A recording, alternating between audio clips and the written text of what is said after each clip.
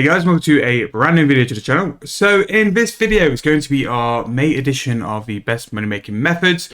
In this series, what we do once a month, we go through the Runescape free wikis, money making guide for skilling, and eventually later in the month we'll do combat as well.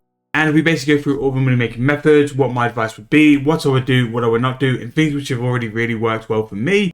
Basically, it's an overview and I give advice on little bits and pieces, and then we take some of these videos later on in the month and do a bit more detailed guide for you guys to talk through the money making methods and all the other little bits you need to know to see if it's worthwhile you doing in RuneScape 3.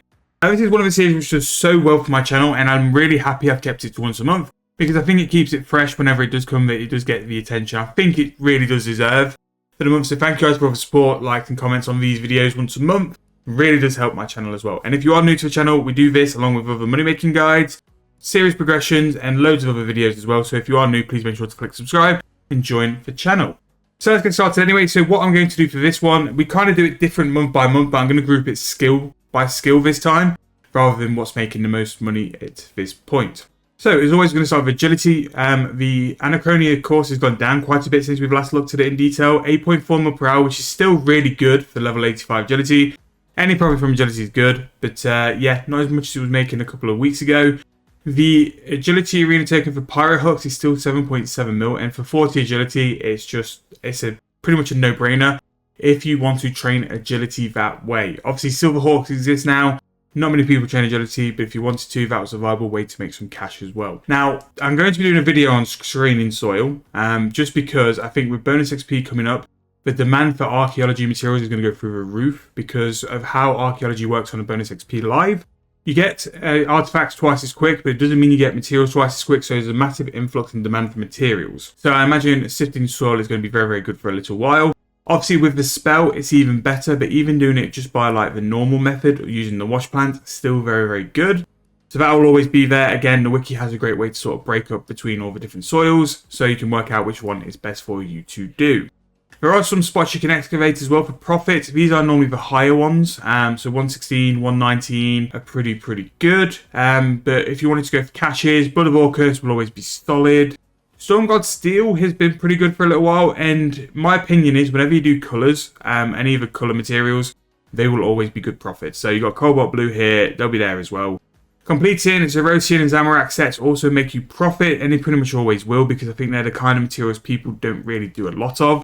So, very good there. Construction, always, now you've got the ability to go into frames and stuff, will make you GP. Because there's such a good process to it, because you've got turning the logs into planks, the planks into refined planks, the refined planks into frames.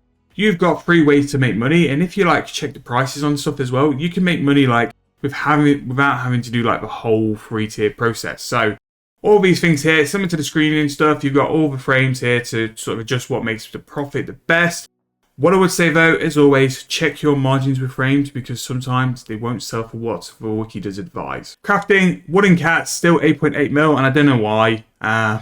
If they sell, they sell, so jump in, get in on it, it's really good. But the good thing with crafting is you've got some absolute solid bankers for profit, so battle staffs will always be top tier. Crafting Dragonstone Jewelry will always be very good. And then you'll have your niche things later on and further down, things like bomb vials. Making various forms of urns or sort of crafting Ganodermic as well can be very good at points.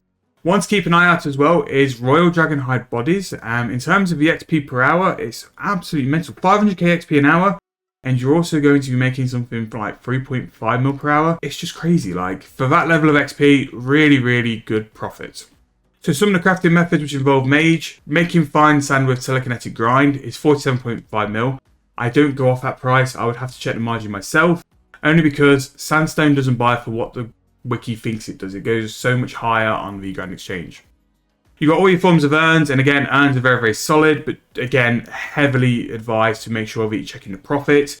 Because like here, decorated mine urns will be making 11.6 mil per hour, and if you were doing hunter, you'd be earning twice the amount. You'd be earning half the amount with hunter urns. So just make sure you're picking the right one before you go and pick them.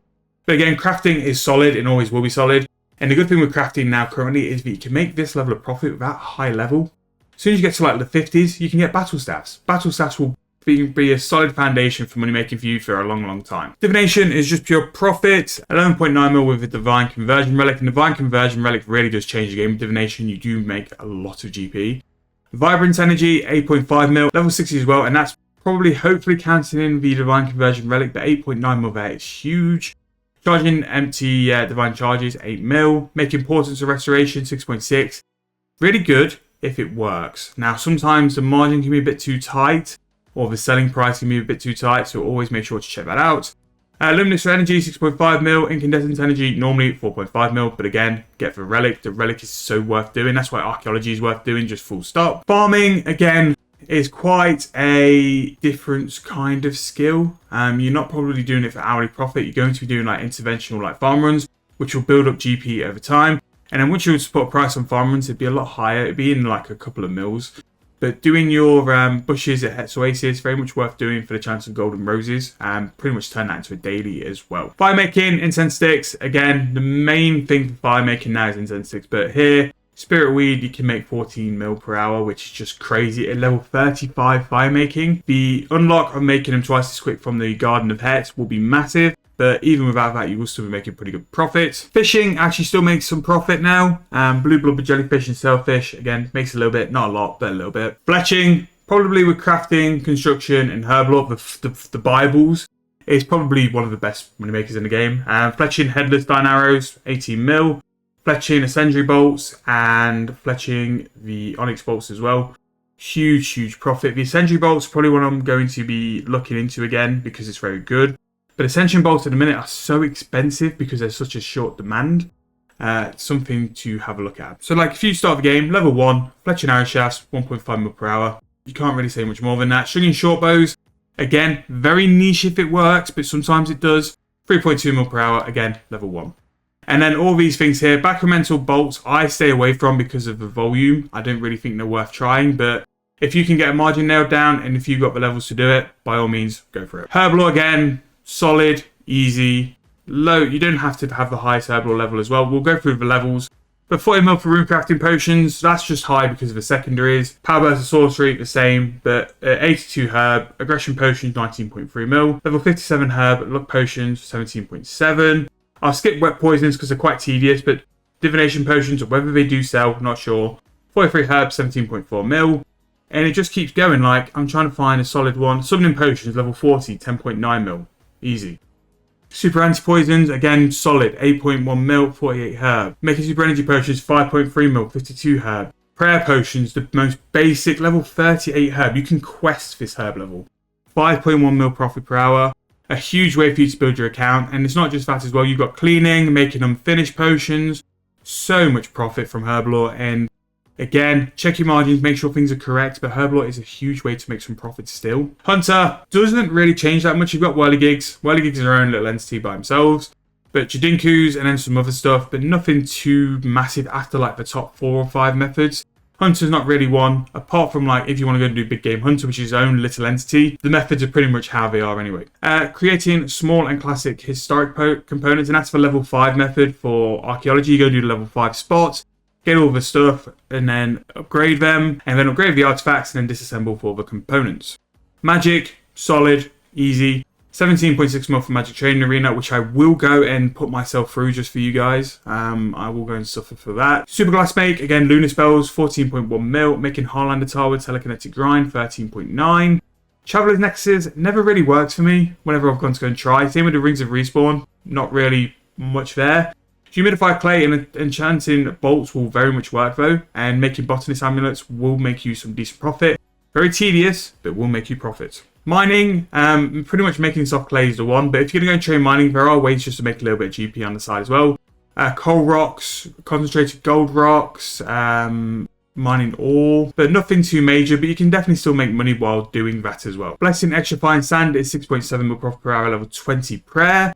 You've got making ritual candles at 60 and 20 necromancy. Again, we've gone through necromancy a couple of times, every sort of month or so.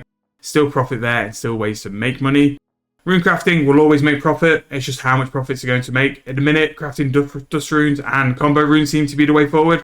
But if necromancy runes spike, necromancy runes will make profit because of how quick you can make them now. I need to do a video with the new jewellery just to show you the impact that has and how much extra profit that makes.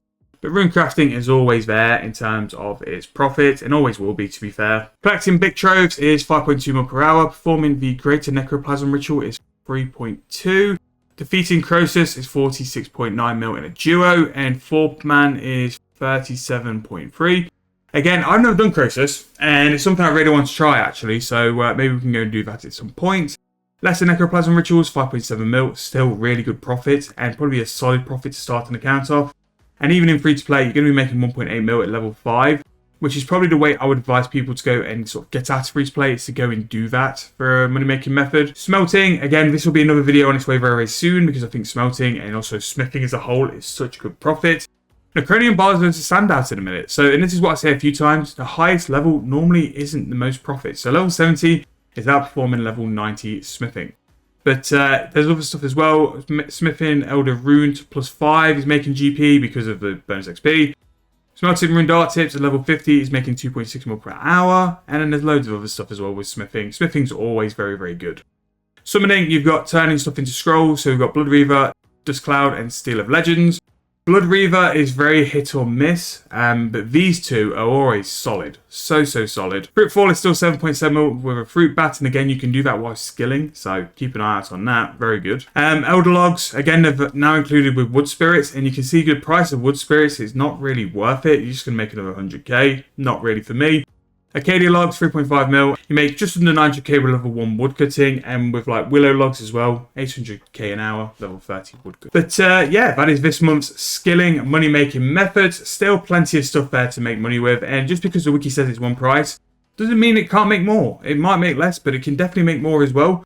And there's also still some like niche money-making methods the wiki doesn't pick up, you can still do and make a lot of money with. But on this sort of page, we'll be doing a couple of the money makers on there. We'll definitely be doing the screening soil because of the bonus XP. We'll probably be doing smelting and do some other stuff as well. But hope you guys enjoyed. If you have, please make sure to give me a like. Any suggestions for content you want to see this month, please drop them in the comments and I'll make sure to be doing them. Thank you guys for watching once again. Subscribe if you're new, and I'll see you guys very soon in the next video.